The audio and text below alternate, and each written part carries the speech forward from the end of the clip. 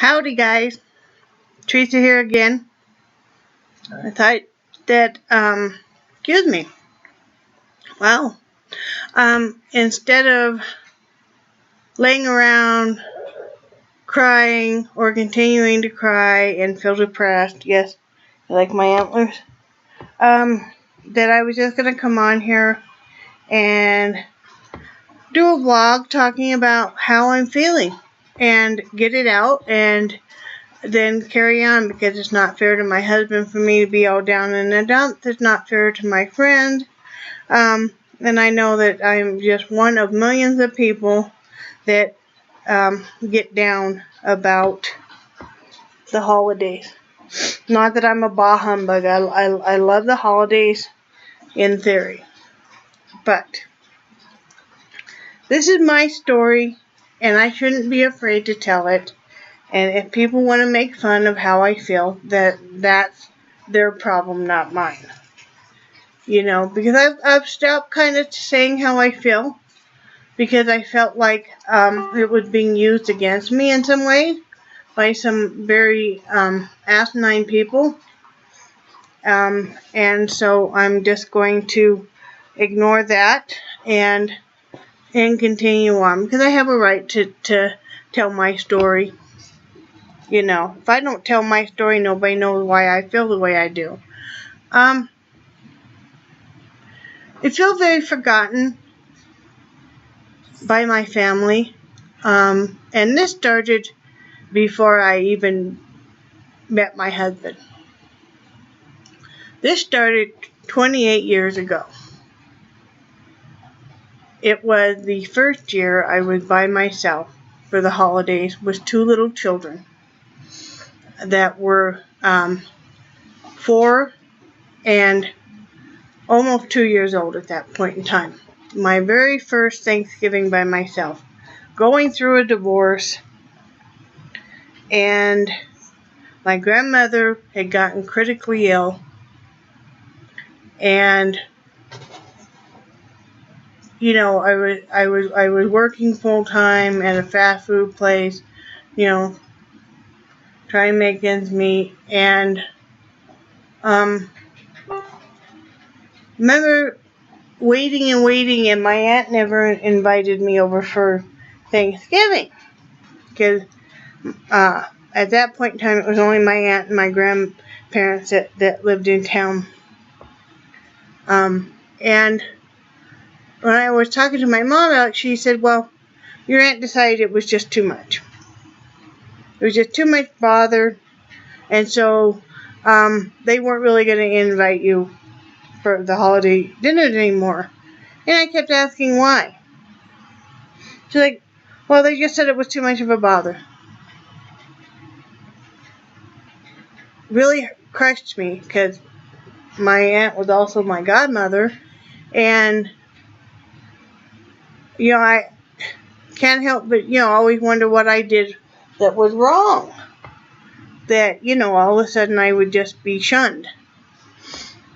And I mean, my family had done so much to rub stuff in my face, because like years after that, my parents would be invited up for Thanksgiving, just my parents and my brother, not me, not my family, over at my aunt's house and stuff. You know, the only time I was ever invited to any family functions from then on was if somebody was getting married or somebody died. And then only sometimes certain people that were getting married. Now, before this and before my aunt decided that it was too much of a bother for me and my two small daughters to be invited for any Thanksgiving meals, we were invited to everything. You know. So,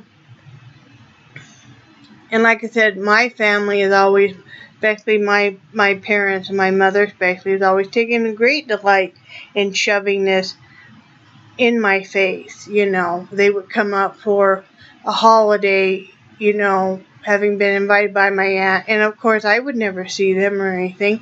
Their only grandchildren would never see them. And,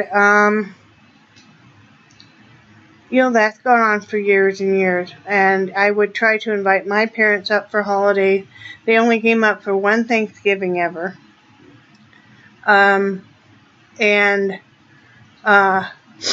Otherwise they wouldn't. They would just refuse to, and they only lived 2 hours away.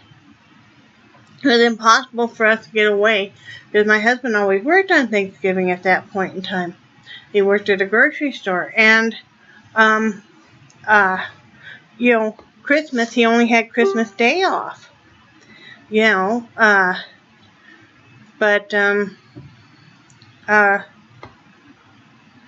always been very hurtful, and it's just like, my parents would do things like, they would get me a $50 gift card and then get my brother $300-400 worth of gifts that they went and bought. And then have me sit there and watch him open all these. I sit there and put on the fake smile and pretend like it didn't really hurt my feelings. That, because they're really just shoving it in my face. To me, the right thing to do, if that's the way you felt, was, giving him all these abundance of gifts later on. And at that point in time, I was the one that was going down it started out every week and then every other weekend for 3-4 days at a time, helping take care of my mother.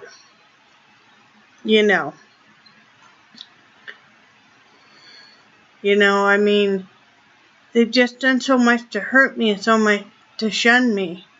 And then my husband's family, like I said, I used to be the one that did all of the big family dinners and stuff. Well, we never been drinkers. We never have supplied alcohol for our dinners and stuff because, so some of the family members didn't like that. And then they decided that it was too much of a bother for them to come over. And it's like, we weren't asking them to do anything. We weren't asking them, maybe to bring a package of rolls or something. There was just no care or anything. This family, like my husband's family, we saw my brother-in-law at the convenience store last night. He talked to my husband a month ago about buying a vehicle. We saw him driving a brand new truck. It's like the family will purposely go out of their way to not do business with him. It's just like so many friends have done that too. Or they'll come in, they'll get all this information from my husband, and then they'll go buy elsewhere. Well, and then they'll preach about keeping your money local, and it's like, really? Yeah.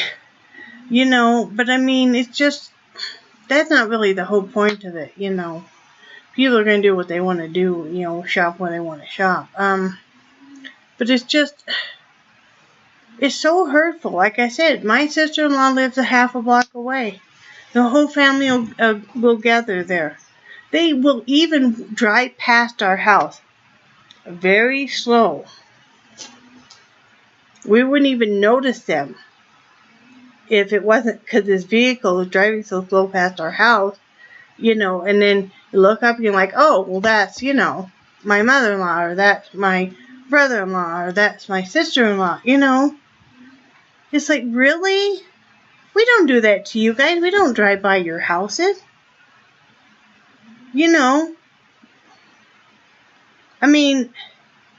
We love these people with all of our hearts. I still love my family with all of my heart. But I couldn't take being abused anymore. I couldn't take having stuff shoved down my throat and pretending I'm the happy person that never gets hurt. And if you dare say anything, they'll never talk to you about it. They'll just cast you away because you dare bring it up. If you dare bring something up that makes them uncomfortable and they don't want to talk about, or maybe you're right on, you get shoved away. And I know it's easy for people to say, F them, they never loved you anyway. Okay, I can accept that, but it's really hard when you feel like you wish they would have even have taken the time to talk to you, would have even have taken the time to explain, years ago, 28 years ago, why my aunt decided all of a sudden that she wasn't going to invite me and the girls anymore. I mean, I would have fixed whatever it was. I mean, she was my aunt. I loved her dearly. And then people wonder why, well, when somebody dies, why I don't show up for the funeral. There's nothing left for me to say. That person's dead. I would have wanted to communicate with them when they were alive. But anyway, I just wanted to vent about that and say why, my biggest fear in life is that I'm going to die alone. And nobody's even going to notice I'm gone. And I think that's everybody's fear, and I know we all do die alone. And yeah, I'm having a bit of a pity party, and I'll straighten my shit up and fly right here. I just needed to vent about it. Because nobody knows my story. I'm sorry my house wasn't fancy enough for the family, and we weren't buying cases and cases of beer and wine and everything else. We just wanted everybody to get together and have a fun time. I never objected if somebody wouldn't bring their own alcohol. I just wasn't gonna supply it. We don't hardly ever drink. And now, especially since we're both diabetics, we just, but I mean, we both had alcoholics in our family. We just always never were into the drinking. It's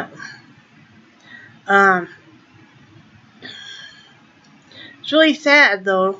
I mean, I guess what upsets me the most is thinking that you're feeling like nobody misses you being around. I guess that's the whole thing, that nobody ever says, hey, remember when we used to go to Brad and Teresa's for all the holidays? Remember how Teresa used to, get so excited and she'd be baking. I mean, I used to bake cookies for starting, the day after Thanksgiving. Every day. I mean, I'd have so many cookies. That's usually what we gave out for gifts. We didn't have any money or anything, so I'd give out big platters of cookies. All kinds of cookies.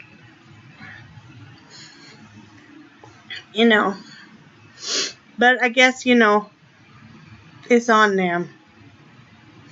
It's on them. I used to try to still set up the family stuff, and nobody wanted to come, and, and everything, and, it's on them.